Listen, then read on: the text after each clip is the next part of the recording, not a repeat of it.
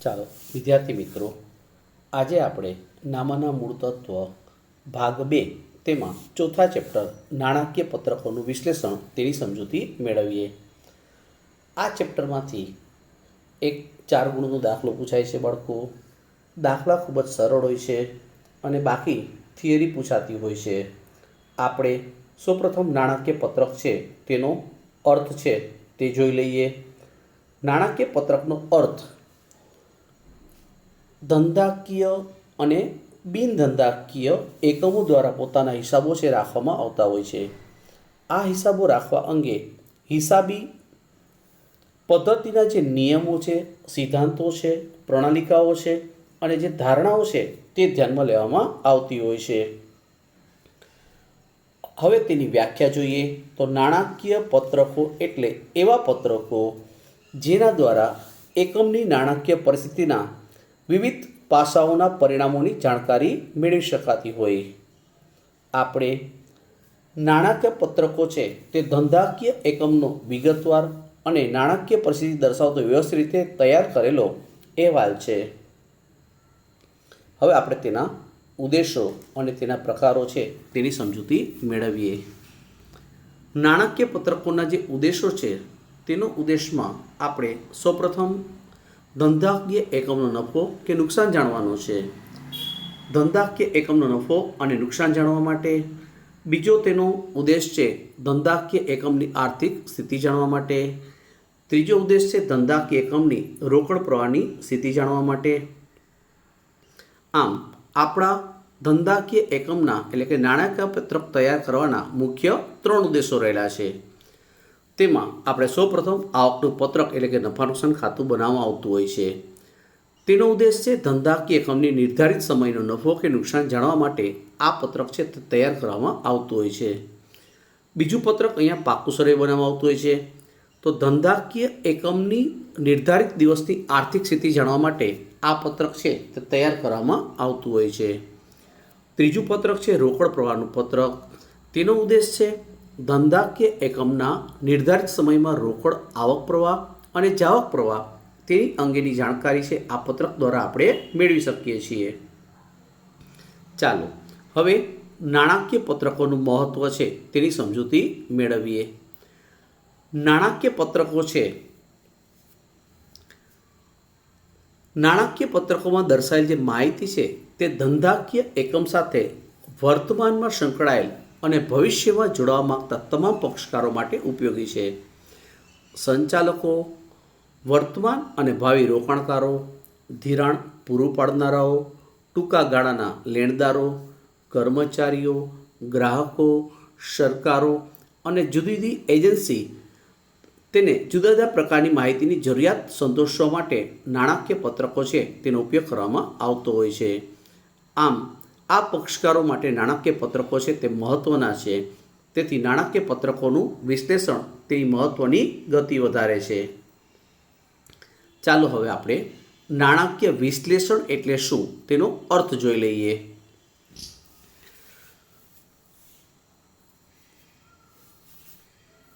નાણાકીય પત્રકો તૈયાર થયા બાદ તેમને પુનઃગોઠવણી કરી તેમની તુલના થઈ શકે એ સ્વરૂપે તૈયાર કરવામાં આવે છે. તુલનાત્મક સ્વરૂપે તૈયાર થયેલા નાણાકીય પત્રકોને આધારે વિવિધ પક્ષકારો તેમની જરૂરી રીતે નિર્ણય લેતા હોય છે. આ આખી પ્રક્રિયા છે તેને વિશ્લેષણ તરીકે ઓળખવામાં આવે છે. હવે આપણે નાણાકીય વિશ્લેષણના પ્રકાર જોઈએ. સૌપ્રથમ આપણે પક્ષકારોને આધારે તેના 2 ભાગ પડી શકે, બાહ્ય વિશ્લેષણ અને આંતરિક વિશ્લેષણ. આડા અને ઊભા સ્વરૂપમાં જોઈએ તો આડું વિશ્લેષણ અને ઊભું સ્વરૂપ. સમયના આધારે તેના 2 પ્રકારો પાડી શકાય, લાંબા ગાળાનું વિશ્લેષણ અને ટૂંકા ગાળાનું વિશ્લેષણ. ચાલો હવે આપણે ડીપમાં થિયરી થોડી જોઈ લઈએ. પક્ષકારોને આધારે આપણે જોયું તો પક્ષકારોને આધારે 2 પત્રકો તૈયાર થતા હોય છે, એક બાહ્ય પક્ષકાર માટે અને આંતરિક પક્ષકાર માટે. બાહ્ય વિશ્લેષણ જ્યારે બાહ્ય પક્ષકારો જેવા કે સંભવિત રોકાણકાર છે, નાણાકીય સંસ્થાઓ છે, સરકારી એજન્સી છે, ક્રેડિટ રેટિંગ એજન્સી છે, સંશોધનકર્તા છે, આવા એકમો છે તેને પ્રકાશિત હિસાબો જેવા કે આવકનું પત્રક, પાકું સરવૈયું, ઓડિટર કે ડિરેક્ટરનો અહેવાલ વગેરે છે તેનું વિશ્લેષણ કરવું પોતાના રોકાણ તેમજ અન્ય નિર્ણયો માટે ઉપયોગી થતું હોય છે. તેથી બાહ્ય વિશ્લેષણ તેને કહેવામાં આવતું હોય છે. આંતરિક વિશ્લેષણ એટલે ધંધાના સંચાલકો દ્વારા તૈયાર થયેલ જે નાણાકીય પત્રકો છે તેને આધારે નિર્ણયો લેવાતા હોય છે. આ નિર્ણયો છે એનો આધાર વિશ્લેષણ પર હોય છે. જ્યારે ધંધાના સંચાલકો દ્વારા નિર્ણય પડતર માટે નાણાકીય પત્રકોનું વિશ્લેષણ કરવામાં આવે છે તેને આંતરિક વિશ્લેષણ તરીકે ઓળખવામાં આવે છે. આ પ્રકારનું જે વિશ્લેષણ છે તે માહિતી માટે ઉપલબ્ધ અને સચોટ અને વિસ્તૃત સ્વરૂપે હોય છે. આડા અને ઊભા સ્વરૂપે જોઈએ. સૌપ્રથમ આપણે આડું સ્વરૂપે વિશ્લેષણ જોઈએ તો નાણાકીય પત્રકો દર વર્ષે તૈયાર કરવામાં આવતા હોય છે. જુદા જુદા નાણાકીય પત્રકો છે તેની તુલના કરવામાં આવતી હોય છે. તેવા પ્રકારના વિશ્લેષણને આડા સ્વરૂપનું વિશ્લેષણ કહેવામાં આવે છે. વિદ્યાર્થી મિત્રો, 1 માર્ક અને 2 માર્કમાં આ પ્રકારના પ્રશ્નો પૂછાઈ શકે છે. ફરીથી એક વખત આપણે રિપીટ કરી દઈએ. આડા સ્વરૂપે વિશ્લેષણ એટલે નાણાકીય પત્રકો દર વર્ષે તૈયાર કરવામાં આવતા હોય છે. જુદા જુદા વર્ષના નાણાકીય પત્રકોની તુલના કરવામાં આવે છે. તે પ્રકારના વિશ્લેષણને આડા સ્વરૂપનું વિશ્લેષણ કહેવામાં આવતું હોય છે. આ પ્રકારનું વિશ્લેષણ છે લાંબા ગાળાના આયોજન માટે કરવામાં આવતું હોય છે. આ પ્રકારનું વિશ્લેષણ વલણ જાળવવા માટે પણ ઉપયોગી છે. આ વિશ્લેષણને સમય શ્રેણી વિશ્લેષણ તરીકે પણ ઓળખવામાં આવતું હોય છે. જેમ કે આપણે 2013માં આવકનું પત્રક, 2014માં નફા નુકસાનનું પત્રક, 2015માં પાકું સરવૈયું, 2016, 2017 તેને આધારે રોકડ પ્રવાહ પત્રક. આમ આપણે આધાર વર્ષ ટૂંકમાં ત્યાંથી ચાલુ કરી અને બી સુધી આપણે તેની સરખામણી કરવા માટે ખૂબ જ ઉપયોગી સાબિત થાય છે. ચાલો હવે ઊભા સ્વરૂપે વિશ્લેષણ જોઈએ.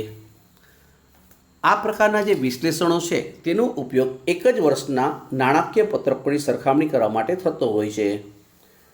કોઈ નિર્ધારિત વર્ષના જુદા જુદા ગુણોત્તરોની મદદથી એક જ વર્ષના જુદા જુદા એકમો અથવા વિભાગો છે તેની કાર્યક્ષમતાની તુલના કરવા માટે આ વિશ્લેષણનો ઉપયોગ કરવામાં આવતો હોય છે.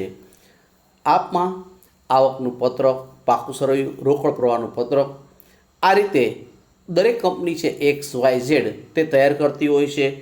એક જ વર્ષના જુદા જુદા એકમો છે જુદા જુદા નાણાકીય પત્રકોનો તુલનાત્મક સરખામણીએ ઊભું વિશ્લેષણ કરી શકાય છે. ચાલો હવે આપણે સમયને આધારે તેના 2 પ્રકારો જોઈએ.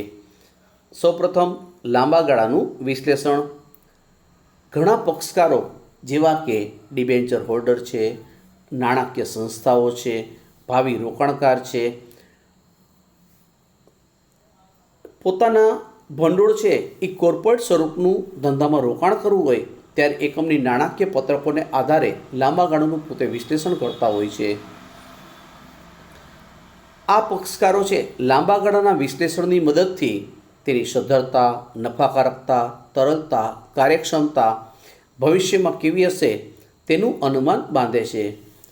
ટૂંકા લાંબા ગાળાના વિશ્લેષણમાં એક કરતાં વધુ વર્ષના નાણાકીય પત્રકોને આધારે ઉપરના પાસા અંગે અવલોકન કરવામાં આવે છે. સમયને આધારે બીજો પ્રકાર છે ટૂંકા ગાળાનું વિશ્લેષણ. આ પ્રકારનું જે વિશ્લેષણ છે તે ધંધાકીય એકમની ટૂંકા ગાળાની સદ્ધરતા, તરલતા માપવા માટે કરવામાં આવતું હોય છે. આ પ્રકારનું વિશ્લેષણ કંપનીએ ટૂંકા ગાળાના ધિરાણ કરનાર માટે તેમજ કાચો માલ પૂરો પાડનાર વેપારી દ્વારા કરવામાં આવતું હોય છે. ચાલો હવે આપણે નાણાકીય વિશ્લેષણના હેતુઓ જોઈએ. વિદ્યાર્થી મિત્રો, પરીક્ષામાં 2 ગુણમાં પૂછાય તો તમારે 2 હેતુ દર્શાવવા, 3 ગુણમાં 4 ગુણમાં પૂછાય તો 4 હેતુ દર્શાવવાના. કેટલા માર્કમાં પૂછાય છે તે અગત્યનું છે. 1 માર્કમાં હોય તો ફક્ત એક જ હેતુ દર્શાવવાનો હોય છે. નાણાકીય વિશ્લેષણના હેતુઓ. નંબર 1, કમાણીની ક્ષમતાનું મૂલ્યાંકન. નંબર 2, કાર્યક્ષમતાનું મૂલ્યાંકન. નંબર 3, સદ્ધરતાનું મૂલ્યાંકન. નંબર 4, સંચાલકોની કાર્યક્ષમતાનું મૂલ્યાંકન.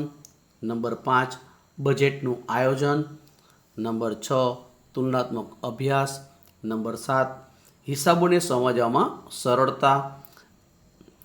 હવે આપણે નાણાકીય વિશ્લેષણના ઉપયોગો જોઈએ. નાણાકીય વિશ્લેષણના ઉપયોગો છે તેમાં આપણે સૌપ્રથમ તેનું 4 બાબતમાં વિશ્લેષણ કરી શકાય છે. નંબર 1, નફાકારકતાનું વિશ્લેષણ, જે ધંધાની કમાણીની ક્ષમતા દર્શાવે છે. તરલતાનું વિશ્લેષણ, જે ધંધાની ટૂંકા ગાળાની સદ્ધરતા દર્શાવે છે. સદ્ધરતાનું વિશ્લેષણ, જે ધંધાની લાંબા ગાળાની સદ્ધરતા દર્શાવે છે. કાર્યક્ષમતાનું વિશ્લેષણ, જે મિલકતોના ઉપયોગ અંગેની માહિતી દર્શાવે છે. ચાલો હવે આપણે નાણાકીય વિશ્લેષણકર્તાના ઉપયોગકર્તાઓ, તો નાણાકીય વિશ્લેષણ છે તેના ઉપયોગકર્તાઓ કોણ કોણ હોઈ શકે? તો આંતરિક હેતુ માટે, બાહ્ય પક્ષકારો, ટૂંકા ગાળાના નિર્ણયો માટે, લાંબા ગાળાના નિર્ણયો માટે, વર્તમાન રોકાણકારો, સંભવિત રોકાણકારો તેનો ઉપયોગ લેવામાં આવતો હોય છે. હવે આપણે નાણાકીય પત્રકોના વિશ્લેષણની મર્યાદાઓ જોઈએ. સૌપ્રથમ ઐતિહાસિક માહિતી છે. નંબર 2, ફુગાવાની અવગણના કરવામાં આવે છે. નંબર 3, ગુણાત્મક પાસાઓની ગેરહાજરી દર્શાવે છે. નંબર 4, નાણાકીય પત્રકોની રજૂઆત પર આધારિત છે. નંબર 5, અંગત અભિપ્રાયો. નંબર 6, સત્યતાનો અભાવ. નંબર 7, સમસ્યાનું લક્ષણ જ દર્શાવે છે. ચાલો, આ પ્રશ્ન ખૂબ જ અગત્યનો છે. તુલનાત્મક નાણાકીય પત્રકોનું મહત્ત્વ. આપણે જે તુલનાત્મક નાણાકીય પત્રકો છે તેનું મહત્ત્વ સૌપ્રથમ પેઢીની આંતરિક તુલના કરવામાં આવે છે. ત્યારબાદ બીજું છે આંતરિક પેઢી તુલના. ત્રીજું છે વલણ રજૂ કરે. ચોથું છે લેણદારોને ઉપયોગી. પાંચમું માહિતીની સરળ અને તુલનાત્મક રજૂઆત કરવા માટે. નાણાકીય પત્રકો છે તેના વિશ્લેષણના આપણે તબક્કાઓ જોઈએ. નંબર 1, પ્રથમ તબક્કો છે નાણાકીય પત્રકોની નવી માળખાકીય ગોઠવણી.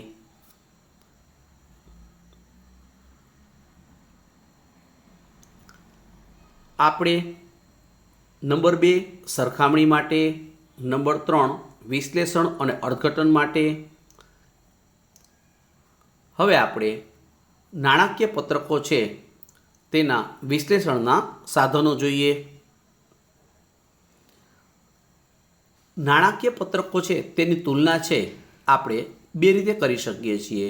એક તુલનાત્મક પત્રકો દ્વારા, જેમાં નફા નુકસાનનું પત્રક અને પાકું સરળ તૈયાર કરવામાં આવતું હોય છે. જ્યારે સમાન માપના પત્રકો દ્વારા, જેમાં નફા નુકસાનનું પત્રક અને પાકું સરળ હોય છે. આમ નાણાકીય પત્રકોની તુલનામાં આપણે 2 વસ્તુ ધ્યાનમાં રાખવાની છે. તુલનાત્મક પત્રકો દ્વારા અને સમાન માપના પત્રકો દ્વારા. આ બંને પ્રકારના દાખલાઓ છે તે આપણા કોર્સમાં છે. ચાલો આપણે પ્રથમ રીત જોઈએ, તુલનાત્મક પત્રકો દ્વારા. આ પ્રકારના તુલનાત્મક પત્રકમાં તુલનાત્મક પાકું સરૈયું અને તુલનાત્મક નફા નુકસાનનું પત્રક એટલે કે આવકનું પત્રક તૈયાર કરવામાં આવતું હોય છે. આ તુલના આડા સ્વરૂપે થતી હોય છે. તેથી તેને નાણાકીય પત્રકોનું આડું વિશ્લેષણ કહેવાય છે. આ તુલનામાં પહેલા વર્ષની સરખામણીમાં જે તે વિગત માટે ચાલુ વર્ષમાં રૂપિયામાં કેટલો વધારો કે ઘટાડો થયો, તે ટકાવારીમાં કેટલો વધારો કે ઘટાડો થયો તે અંગેની જાણકારી મેળવી શકાય છે. આ પ્રકારના વિશ્લેષણ દ્વારા ધંધાકીય એકમના વિકાસના વલણ છે તેની સમજૂતી મેળવી શકાય છે.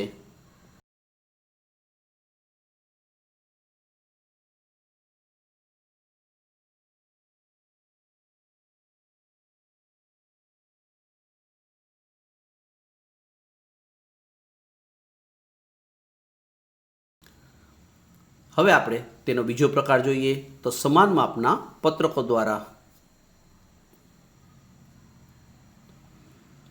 આ પ્રકારના તુલનાત્મક પત્રકોમાં પણ પાકું સરવૈયું અને નફા નુકસાનના પત્રકોનો સમાવેશ થાય છે. આ તુલના છે ઊભા સ્વરૂપે થતી હોય છે. તેથી તેને નાણાકીય પત્રકોનું ઊભું વિશ્લેષણ કહી શકાય. આ પ્રકારની તુલનામાં એક આધાર લેવામાં આવે છે. પાકા સરવૈયામાં જે સરવાળો છે તેનો આધાર લેવામાં આવે છે. નફા નુકસાનના પત્રકમાં વેચાણ છે તે આધાર તરીકે લેવામાં આવતું હોય છે.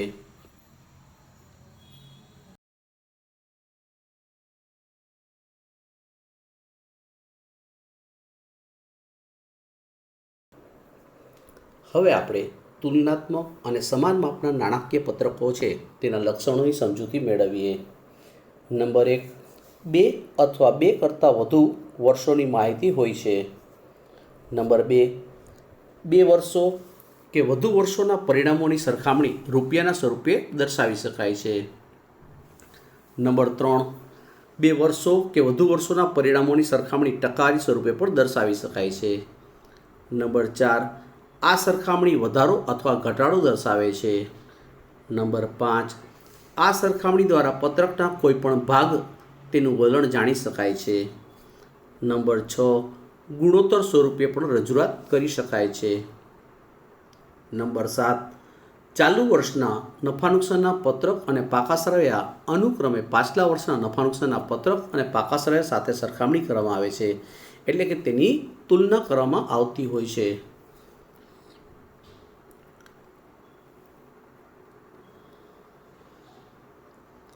ચાલો હવે આપણે જે 2 મુખ્ય રીતો છે, એટલે કે તુલનાત્મક પત્રકો, જેમાં તુલનાત્મક નફા નુકસાનનું પત્રક બનાવવાનું હોય છે અને તુલનાત્મક પાકો સરવૈયો બનાવવાનું હોય છે.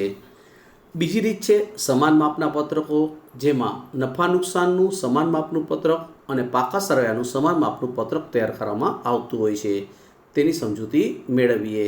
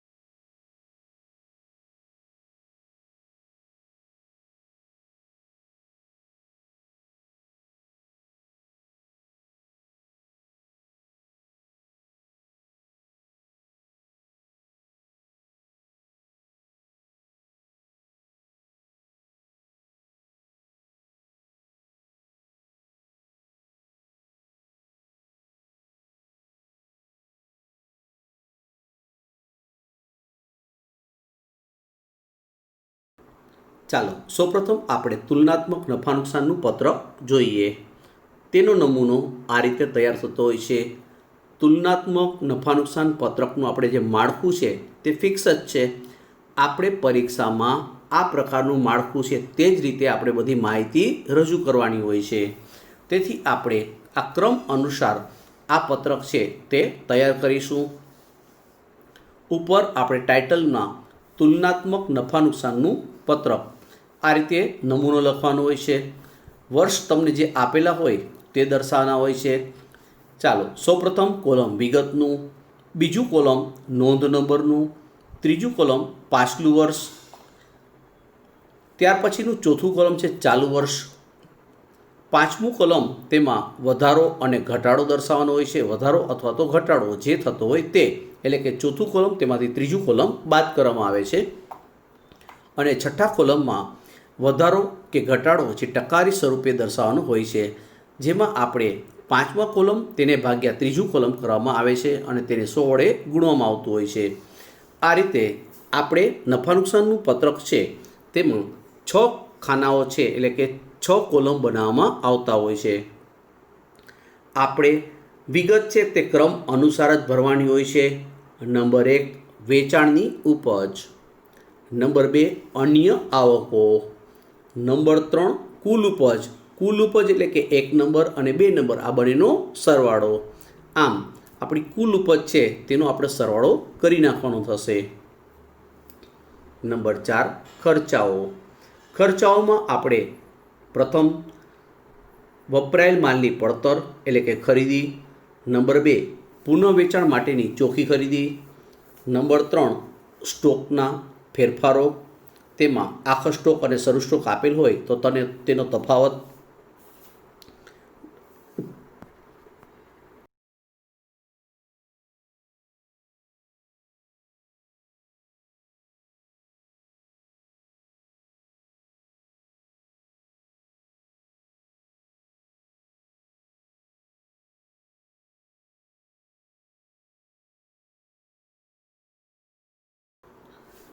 નંબર 4 કર્મચારીઓને લગતા ખર્ચાઓ, નંબર 5 નાણાકીય પડતર, નંબર 6 ઘસારો અને માંડી વાળેલી રકમો, નંબર 7 અન્ય ખર્ચાઓ. હવે આપણે આ બધા ખર્ચનો સરવાળો કરીએ, જેને કુલ ખર્ચ તરીકે ઓળખીશું. ત્યાર પછીનું આપણું પાંચમું, તેમાં વિગતમાં આવકવેરા પહેલાંનો આપણને નફો મળશે, જેમાં આવકમાંથી ખર્ચા બાદ કરતાં તે મળી જશે. ત્યારબાદ તેમાંથી આવકવેરો બાદ કરવામાં આવે છે, એટલે આપણે ફાઇનલ 7મા સ્ટેપમાં આપણે આવકવેરા પછીનો નફો એટલે કે કરવેરા બાદનો નફો મળી જશે. આ રીતે આપણે ક્રમ અનુસાર કુલ 7 સ્ટેપમાં દાખલો ગણવાનો છે. બધા દાખલાઓ આ રીતે 1 થી 7 સ્ટેપમાં જ ક્રમ અનુસાર આપણે ગણતા જવા.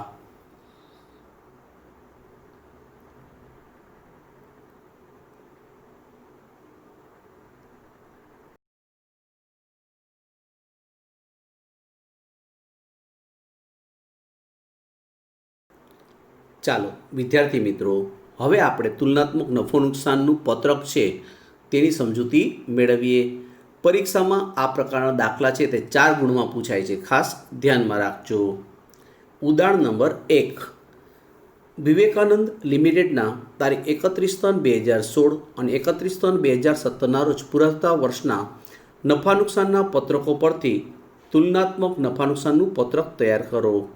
અહીંયા આપણે સંક્ષિપ્તમાં એટલે કે ટૂંકમાં નફા નુકસાનના પત્રકો આપેલા છે, જેમાં વિગત, નોંધ નંબર 31/3/2017 અને 31/3/2016. સૌપ્રથમ આપણને વેચાણની ઉપજ આપે છે, અન્ય આવકો અને ખર્ચાઓ આ બંને વર્ષના આપેલા છે. ચાલો આપણે હવે તેનો જવાબ જોઈએ. ઉપર આપણે જેનું નામ આપેલું એટલે કે ટાઇટલ આપણે દર્શાવી દેવાનું. અહીં વિવેકાનંદ લિમિટેડનું 31/3/16 અને 31/3/17ના રોજ પૂરા થતા વર્ષનું નફા નુકસાનનું તુલનાત્મક પત્રક. આપણે અગાઉ નમૂનો જોઈ ગયા તે રીતે આપણે કુલ 6 કોલમો બનાવવાના થશે. સૌથી પહેલું કોલમ તેમાં વિગત, બીજા કોલમમાં નોંધ નંબર જે આપણું એમ જ રહેશે, ત્રીજા કોલમમાં આપણે ગયા વર્ષના રૂપિયા એટલે કે 31/3/2016ના રૂપિયા, ચોથા કોલમમાં ચાલુ વર્ષના એટલે કે 31/3/2017ના રૂપિયા, પાંચમા કોલમમાં આપણે વધારો અથવા તો ઘટાડો જે રૂપિયામાં દર્શાવે છે એટલે કે ચોથું કોલમ છે તેમાંથી ત્રીજું કોલમ બાદ કરવાનું, અને છઠ્ઠા કોલમમાં આપણે વધારો અને ઘટાડો જે ટકાવારી સ્વરૂપે છે તે દર્શાવવાનો હોય છે, જેમાં આપણે પાંચમા કોલમ છે તેને ત્રીજા કોલમ વડે ભાગી અને 100 વડે ગુણતા તે ટકાવારી સ્વરૂપમાં મળી જશે. ચાલો હવે આપણે સ્ટેપ બાય સ્ટેપ. પ્રથમ સ્ટેપ આપણું વેચાણની ઉપજ. વેચાણની ઉપજ 2016માં આપણે 14 લાખ આપેલી છે. 2017માં આપણને 16 લાખ આપેલી છે. આમ આપણે જોઈ શકીએ છીએ 2016 અને 2017 14 લાખમાંથી 16 લાખ એટલે 2 લાખ રૂપિયાનો વધારો થયો. કેટલા રૂપિયાનો વધારો થયો? 2 લાખ રૂપિયાનો વધારો થયો, જે આપણે 5મા કોલમમાં દર્શાવીશું. 6ઠ્ઠા કોલમમાં આપણે ટકાવારી સ્વરૂપે દર્શાવીએ તો 2 લાખ તેને ભાગ્યા 14 લાખ, 2 લાખ ભાગ્યા 14 લાખ ગુણ્યા 100, આમ આપણને 14.29% મળશે. આપણું બીજું સ્ટેપ અન્ય આવકો. દાખલામાં અન્ય આવક આપણને આપેલી છે 2.5 લાખ અને 3 લાખ.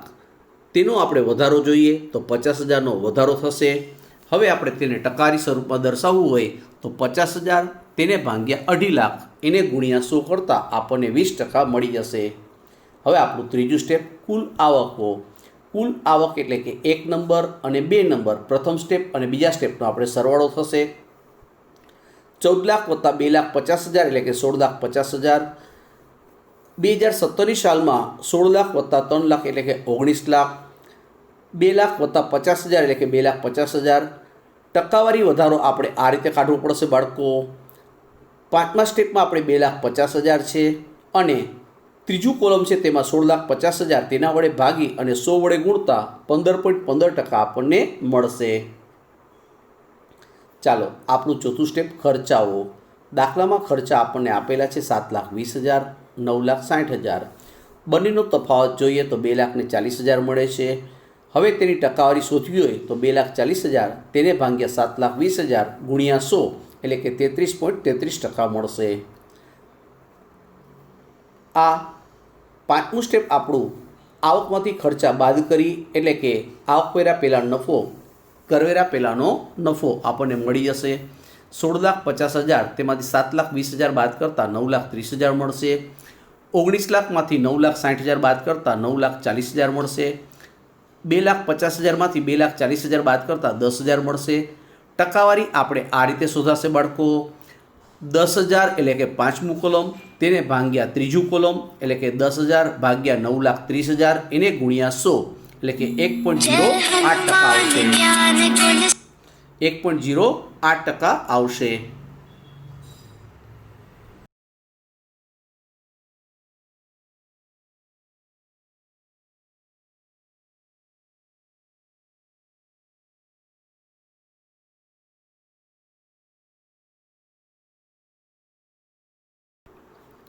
ચાલો હવે આપણે ઉદાહરણ 2ની સમજૂતી મેળવીએ. પરીક્ષામાં આ પ્રકારના દાખલા 4 ગુણમાં પૂછાય છે. ખૂબ જ સહેલા છે વિદ્યાર્થી મિત્રો, ખાસ ધ્યાનમાં રાખજો.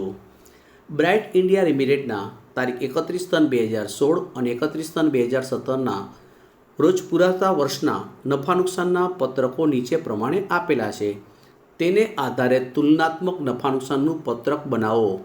સ્પષ્ટ દાખલામાં લખેલું હશે તુલનાત્મક નફા નુકસાનનું પત્રક, આ રીતે શબ્દ વાપરેલા જ હશે. અહીંયા આપણે નફા નુકસાનના જે પત્રક 2 વર્ષના આપેલા છે તેમાં વિગત, તેમાં વેચાણની ઉપજ, અન્ય આવક અને ખર્ચા આપેલ છે. નીચે આપણે આવકવેરાનો દર છે તે 30% આપેલો છે. ચાલો આપણે સૌપ્રથમ તેનું પત્રક તૈયાર કરી લઈએ. નફા નુકસાનનું તુલનાત્મક પત્રક, આ રીતે આપણે હેડિંગ લખવાનું, ઉપર જે કંપનીનું નામ આપેલું હોય તે કંપનીનું નામ લખી બ્રાઇટ ઇન્ડિયા લિમિટેડના તારીખ 31/3/2016 અને 31/3/2017ના રોજ પૂરા થતા વર્ષનું નફા નુકસાનનું તુલનાત્મક પત્રક. તુલનાત્મક પત્રક તૈયાર કરવા માટે આપણે કુલ 6 કોલમો બનાવવામાં આવે છે. પહેલા કોલમમાં વિગત, બીજા કોલમમાં નોંધ નંબર, ત્રીજા કોલમમાં ગયા વર્ષના રૂપિયા, ચોથા કોલમમાં ચાલુ વર્ષના રૂપિયા, 5મા કોલમમાં આ બંને કોલમનો એટલે કે ચોથું કોલમ અને ત્રીજા કોલમનો તફાવત, એનો વધારો ઘટાડો, અને 6ઠ્ઠા કોલમમાં આપણે ટકાવારી સ્વરૂપે તે દર્શાવવાનો હોય છે.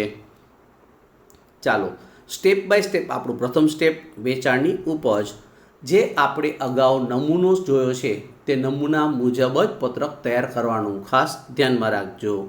પહેલું સ્ટેપ આપણું વેચાણની ઉપજ, જેમાં 2016માં 14 લાખ આપેલી છે, 2017માં 16 લાખ આપેલી છે. આપણે તેનો વધારો છે અહીંયા તેનો વધારો આપણે દર્શાવી દઈએ તો 2 લાખ રૂપિયા થશે. હવે આપણે ટકાવારી સ્વરૂપમાં દર્શાવીએ એટલે કે છઠ્ઠું કોલમમાં આપણે પાંચમું કોલમ એટલે કે 2 લાખ એને ભાગ્યા 14 લાખ એટલે કે 14.29% મળશે.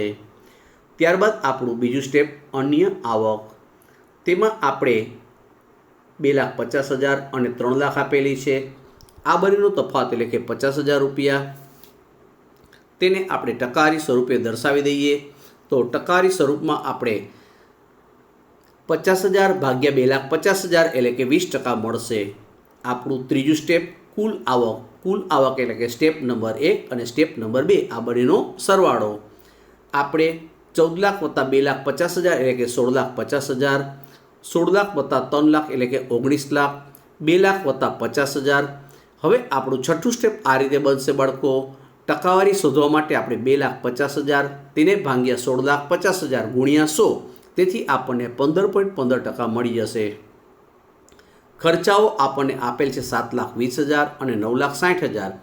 તેમાં થયેલો વધારો 2,40,000, તેને ટકાવારીમાં દર્શાવીએ તો 2,40,000 ભાગ્યા 7,20,000 એને ગુણ્યા 100 કરીએ તો 33.33% થશે. હવે આપણું પાંચમું સ્ટેપ એટલે કે કુલ આવક ત્રીજું સ્ટેપ ઓછા ચોથું સ્ટેપ, એમાંથી ખર્ચા આપણે બાદ કરી દઈએ. આવકવેરા પહેલાંનો નફો એટલે કે કરવેરા પહેલાંનો નફો મળશે.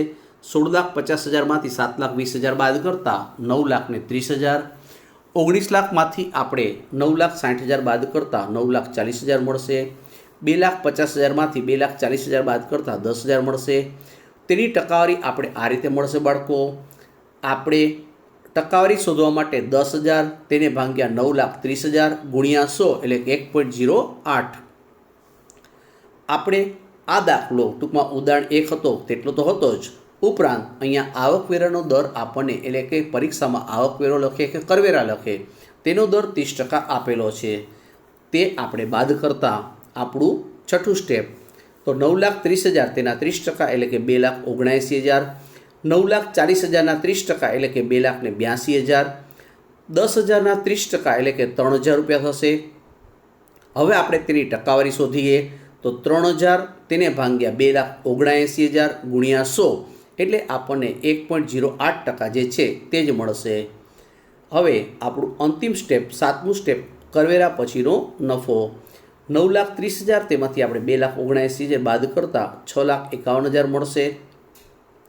9,40,000 તેમાંથી 2,82,000 બાદ કરતાં આપણને 6,58,000 મળશે.